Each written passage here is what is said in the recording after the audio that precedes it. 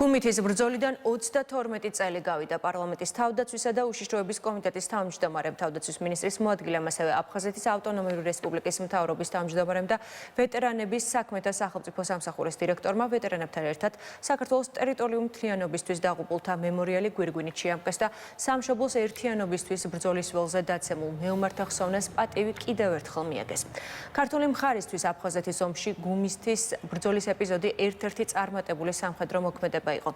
შეტაკება 15-16 მარტს მდინარე გუმისთის სანაპიროს გასწვრივ 8 კილომეტრიან ფრონტზე წარიმართა. შავნაბადას ბატალიონმა და სოხუმის სამხედრო პოლიციამ მოწინააღმდეგე ალყაში მოაქციეს და გაანადგურეს. ბრძოლაში განსაკუთრებული როლი არტილერიას ჰქონდა. 16 მარტს მოწინააღმდეგენ უკან დაახევა დაიწყო და გუმისთან მთლიანად ქართულმა მხარემ დაიკავა.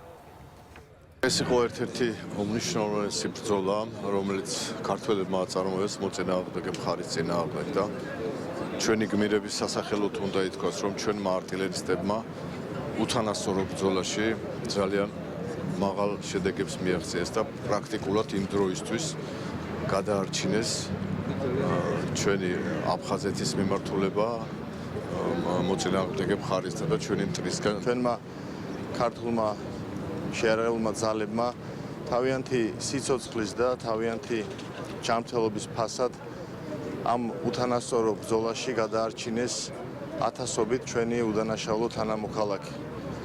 ჩვენი ვალია რომ გვახსოვდნენ ჩვენი არტილერისტები, პატივი მივაგოთ მათ ხსოვნას. მინდა კიდევ ერთხელ პატივი მივაგო თითეული ჩვენი დაღუპული გმირების ოჯახის წევრების გამოხატულ ხსოვნას, აგრეთვე მათ პატივი მივაგოთ და კიდევ ერთხელ გავიმეორო ერთი რამ, რომ ეს ქვეყანა იქნება ძლიერი, თავისუფალი და რაც მთავარია, იქნება თავისი ქვეყნის ბატონ პატრონი. შემოტევა იყო ქალაქ სოხუმზე 93 წელს.